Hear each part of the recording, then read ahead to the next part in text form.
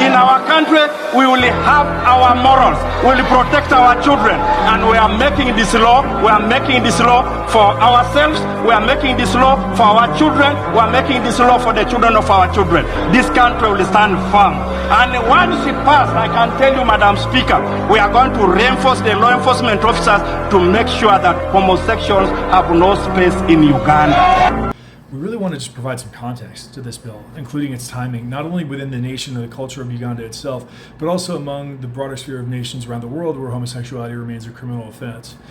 Now, one of the key goals of LGBA Alliance USA is to build and maintain a focus on the ongoing persecution of gay people in nations which continue to criminalize homosexuality.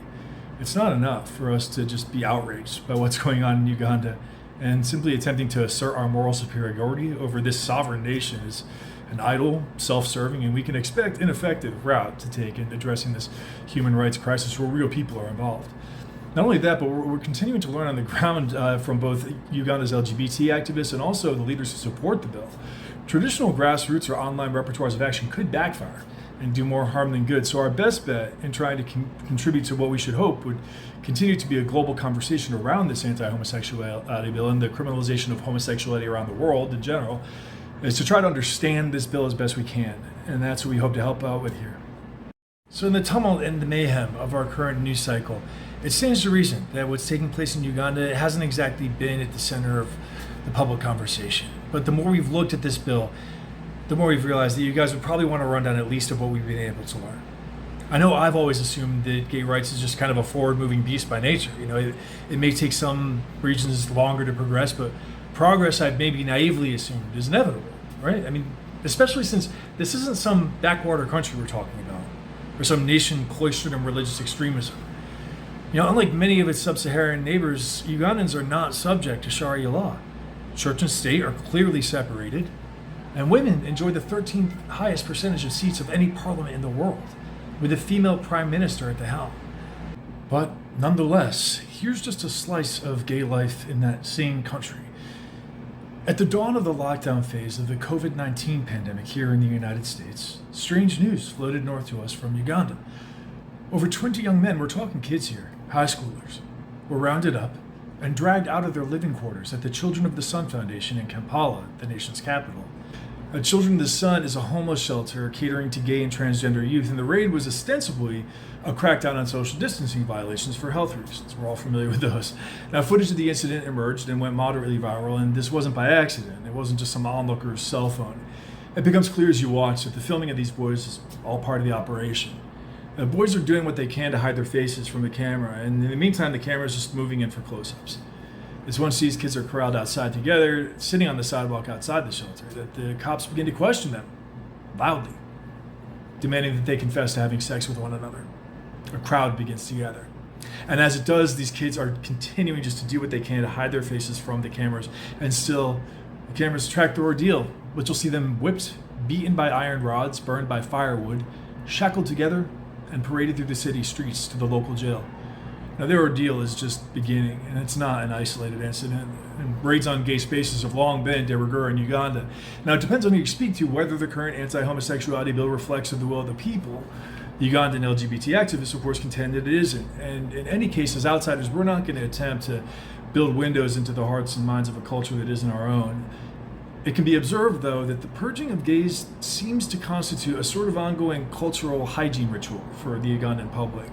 Now, I watched one interview with a local leader who, very typical politician, assures viewers, his constituents, that he's heard their concerns, that there's homosexuality in the area, and he wants them to know that he and his team are addressing this urgently as their top concern. Now, you'd think that he was talking about potholes or even something more nebulous. You see, for as much general distaste and moral disquiet there is among the Ugandan people about this homosexual menace, regardless of what this guy may have promised on the campaign trail, there's really only so much that he can legally do. Now, this is because Uganda's means of crime-fighting homosexuality is by way of anti-sodomy laws. And anti-sodomy laws weren't designed to specifically address homosexuality. Rather, they're derived from canon law or church law, which came part and parcel with English common law, which still forms the basis of Uganda's legal system. Now, these laws, which were designed to outlaw all non-procreative sex, heterosexual or homosexual, also, of course, have a substantial place in the history of anti-gay legislation here in the U.S.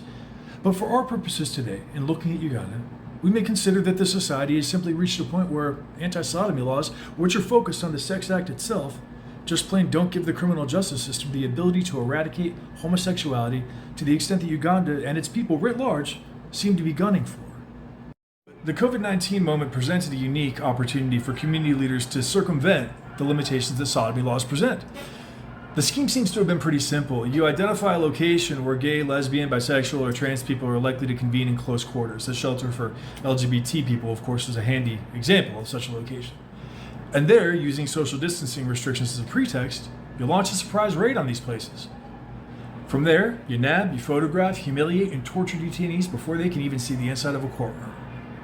Now you'll notice that while arresting officers are at pains to showcase that they're arresting gay and trans people, even falsely stating in one case that a shelter raid was targeted was actually a gay wedding, the official line and the charges themselves are always about social distancing. So the unprecedented nature of COVID-19 supplied a pretext for gay, lesbian, transgender, and bisexual people to be locked up indefinitely. Now this way, if the fact that their arrest was actually under COVID-19 laws is enough to get them off the hook from the sodomy charges, at least they've already been exposed to sodomites, unless their lives that they've known them have already been ruined. And what's more to the bargain, officials even got to knock them around a little bit on their way to the gutter. In this, as in all such cases, photographs were taken of every detainee and then published online and sometimes in print newspapers. Now, in footage of another shelter being raided in 2021 for supposed social distancing violations, you see as people are being rounded up, the man behind the camera is exhorting these detainees, shouting at them, in fact, to look at the camera. And as expected, the aftermath of these arrests is pretty grim. Where follow-up has even been possible among the individuals who have been arrested, you see job loss, family disownment, and homelessness followed almost invariably. The young homeless shelter residents from the first bus we mentioned stated in the aftermath that they were left with no choice but to drop out of high school. For context, it's worth looking at the way the methodologies implemented by law enforcement in Uganda can be compared easily to measures taken in other parts of the world where homosexuality is a criminal offense. One point of comparison is the extralegal use of public exposure for gays, lesbians, and transgender people.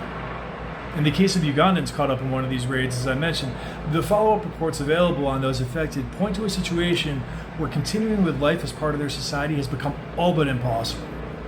The individuals who were arrested found themselves out to their societies as homosexual, and therefore found their future left to the whims of a homophobic system. We can first of all compare this to the ways in which anti-gay systems would deal with criminal homosexuality right here in the Western world, including in the United States, up through the mid-20th century, where crackdowns of gay gathering places, from tea rooms to bars, would result in exposure via the press of people caught up in such raids, leaving them similarly unable to find employment or housing, and often furthermore resulting in disownment by their own families.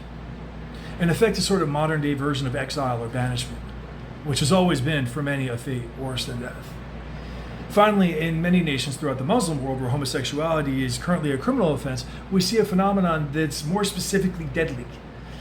Once homosexuals, or even supposed homosexuals, are exposed to the public, even if they're not executed by the law, there's a tacit partnership of sorts that exists between their jurisdictions and their own communities, often their families, who often carry out honor killings as a matter of religious duty under Sharia law.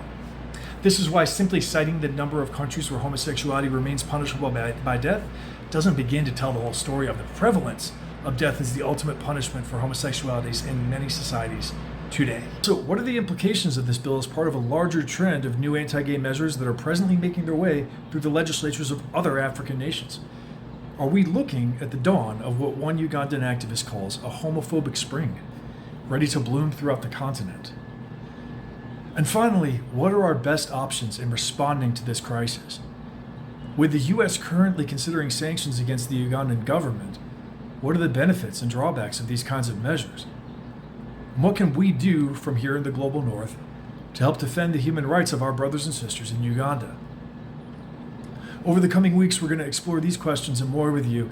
And when I say with you, I really want to be clear that we do mean that. It's our hope that through this conversation we can draw in ideas and knowledge that surpass our own as we look at a problem that's much bigger than ourselves. We'll never claim to be the people with all the answers. Our intention here is to shed light in what way we can on the situation in Uganda in a way that's respectful, humble, and welcoming. I want to thank you for watching, and we hope we'll see you soon.